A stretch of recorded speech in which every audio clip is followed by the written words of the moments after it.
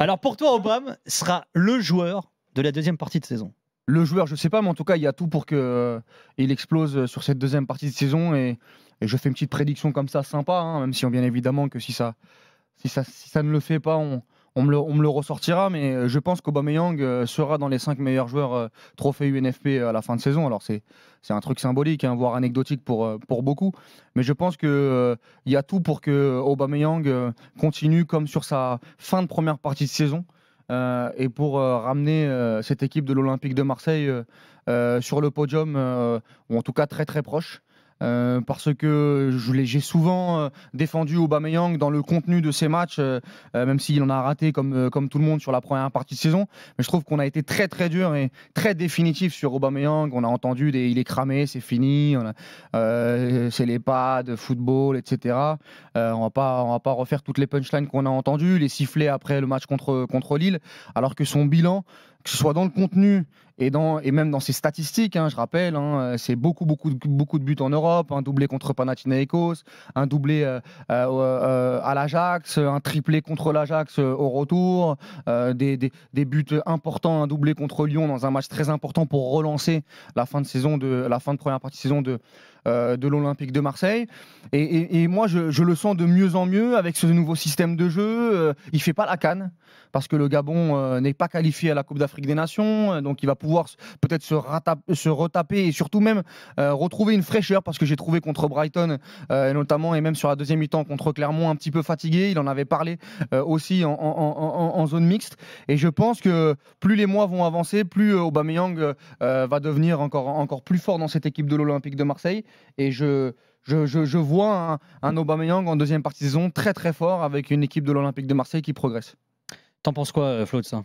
Je suis assez d'accord sur Aubameyang, je suis moins d'accord sur l'OM, parce que moi j'ai dit récemment que justement à cause de la CAN et des autres absents, justement aussi dans le domaine créatif, et en particulier Harit, si je veux être plus précis, c'est plutôt ça qui m'inquiète, parce que pour qu'Aubameyang soit bon, il faut aussi qu'il y ait des mecs autour pour lui donner des ballons. Alors le système, je suis d'accord, tout ça c'est vrai, lui c'est vrai, t'as raison que... Tu as même raison sur le fait que moi j'étais fan à l'arrivée, j'ai cru qu'il était effectivement un peu cramé parce qu'il y avait pas seulement le fait qu'il ratait, il a raté quelques grosses occasions, mais une contre Nice énorme notamment. Et sur les courses, c'est là où il m'a fait un peu mal parfois, mais dès qu'on l'a mis à 2 devant notamment, tu retrouves un gars qui est d'abord collectif, c'est-à-dire que ces joueurs qui marquent et font marquer, parce que c'est ça qui est important, et c'est ça qu'il a fait dans les derniers matchs. Donc tout ça, je valide. Je pense qu'il fera une très bonne deuxième partie de saison, mais à condition, et pour moi c'est là aussi où le mercato est important, et où Vitinha est important, enfin tous ces joueurs qui n'ont pas prouvé, qui puissent tourner un peu. Parce que Aubameyang, il va pas te faire 20 matchs là, en intégralité derrière la trêve. Donc, raison là-dessus. Même si tu as raison, il ne fait pas la CAN. Donc tout est lié pour moi à la qualité de l'effectif qui pour moi est trop juste en rotation déjà à l'OM, qui va être trop juste pendant la CAN, mais j'attends de voir sur le président Longoria. C'est intéressant ce que tu dis sur le côté marquer et faire marquer. Qui va lui donner les ballons aussi. Marquer et faire marquer. Parce qu'on l'a oublié en début de saison quand il ne marquait pas avec l'Olympique de Marseille. Souvent, moi, je disais, c'est l'animation autour et surtout les joueurs autour qui étaient défaillants. Moi, je me rappelle d'un match contre Metz et contre Nantes où l'OM est à 11 contre 10 en supériorité numérique et ils font 2 partout contre Metz et 1 partout contre Nantes. Ils se font égaliser notamment sur ces 2 matchs-là. Et Aubameyang donne un nombre incalculable de ballons à Ismaïla Sarr, que Ismaïla Sarr vendange. Et ces matchs-là, ils sont pas ressortis dans le début de saison parce que finalement, mais c'était criant des occasions où Ismaïla Sarr ou les autres autour ne faisaient pas le bon choix. Et moi, on l'a suivi Aubameyang à Arsenal, un peu moins à Chelsea parce qu'il n'a pas beaucoup joué, à Dortmund, au Barça. Moi, je trouvais que c'était un super striker, un super buteur, vraiment un mec qui avait énormément progressé dans ce dernier tiers du terrain. Mais dans ce rapport au jeu, je trouvais qu'il avait moins ça. Dans cette compréhension du jeu, dans cette intelligence du jeu, je trouvais que Lacazette l'avait plus, par exemple, à Arsenal à l'époque. Et moi, ce qui me bluffe actuellement avec Aubameyang sur cette première partie de saison, c'est que sur ce côté, faire jouer les copains et faire participer les autres, la passe qu'il fait pour Murillo sur le but contre Clermont, la passe qu'il donne sur Mbemba ou sur Vitinha. Contre Lorient, notamment. c'est pas un Aubameyang dont j'avais l'habitude à l'époque. Et je trouve que dans sa palette, peut-être dans sa maturité, peut-être aussi le niveau de la Ligue 1 qui fait qu'il peut se permettre par rapport aux autres gros championnats qu'il a eu. Peut-être qu'il adapte son jeu aussi à son âge. Avec le son âge. Je pense qu'il est intelligent. Et c'est quelque chose, mais c'est quelque chose qui me sautait pas aux yeux dans ses précédents clubs. Ça te sautait pas aux yeux parce que ça n'existait pas forcément, parce que physiquement, pour faire simple, t'es pas le même qu'il y a 2 ans, t'es pas le même qu'il y a 3 ans. Et je pense que les joueurs intelligents font ça. Et Aubameyang, depuis le début de la saison, ce que j'ai aimé aussi, c'est l'attitude par rapport au public, aux critiques, les débuts de sifflet, la critique médiatique. Globalement, le mec a une attitude irréprochable. On sait qu'Aubameyang, il aime bien en dehors, il aime bien s'éclater, il aime bien. Mais comportement qui pose des questions souvent. Sur le terrain, je pense que pour les autres, c'est un exemple. Effectivement, là, le fait de jouer pour les autres comme ça, et je pense qu'aussi son intelligence fait qu'il se dit oui, effectivement, je vais peut-être un petit peu moins vite, mais si je joue à 2 devant notamment, il faut que je donne, il faut que je sois capable d'être un passeur. Juste pour élargir un peu plus le débat au-delà d'Aubameyang, c'est un peu l'arbre qui cache la forêt, Aubame, quand même, parce qu'offensivement, il y a un problème à Marseille. À lui tout seul, il a marqué quasi le double début des autres attaquants de Marseille. C'est un problème qui est assez récurrent d'ailleurs à l'OM ces dernières saisons. Milik avait des stats qui étaient dingues, mais finalement, il n'avait pas été préservé. Thauvin a été pendant longtemps le meilleur buteur de Marseille, Payet également. Enfin, il y a toujours. C'est un peu différent. Non, mais il y a l'histoire du grand attaquant qui revient à chaque fois. Alexis, ça sort d'une belle saison aussi. Alexis, dans le contenu, était très bon, mais il n'a pas marqué. Il a mis 18 buts. Voilà, mais en Ligue 1, je crois qu'il s'est 12 ou 13. Complètes confondues. 12 ou 13. Donc c'était plus dans le contenu, dans ce qu'il faisait dans le jeu. Non, mais regarde, la saison dernière, Alexis, meilleur buteur de l'OM. Vous savez qui c'est les deux deuxième et troisième meilleurs buteurs de l'OM la saison dernière ou pas? Thunder, non? Non. Vertu. Mbemba, non? Ouais. Et le troisième, si vous vous en souvenez, il n'est plus là aujourd'hui.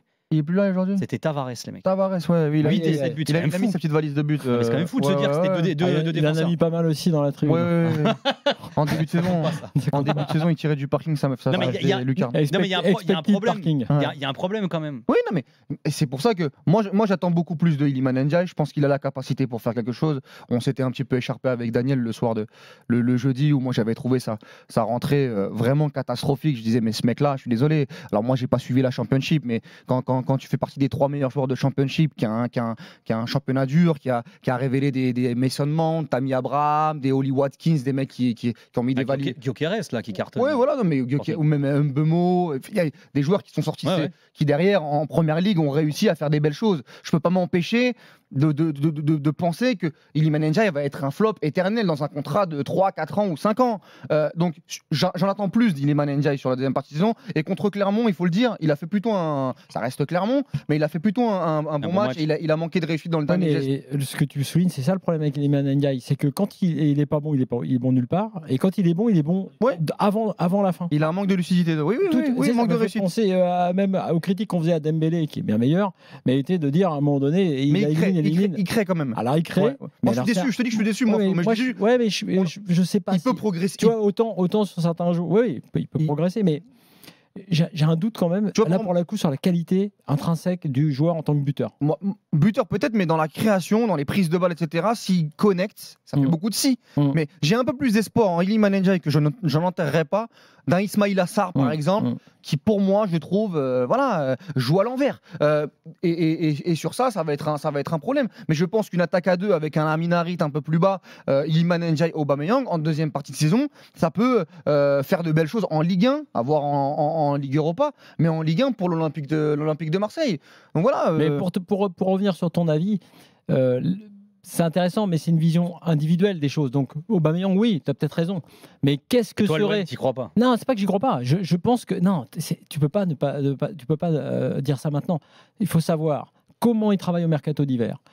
Comment et quand les mecs vont revenir de la CAN, parce qu'ils vont pas forcément revenir le 11 février, hein, tu vois, il y en a aussi qui vont revenir avant. Donc Mbemba reviendra normalement avant parce que la RDC n'est pas favori de la CAN. Il y a plein. Moi, je dis juste que l'effectif, en tout cas, me paraît un peu juste pour performer et aller chercher le podium. C'était ça que j'ai dit là, il y a 2 jours. Donc, la question sur Aubameyang, elle est bien, mais quelque part, ça, c'est une question individuelle et que même s'il fait tout ce que tu as dit, même en stats et tout, c'est pas fort.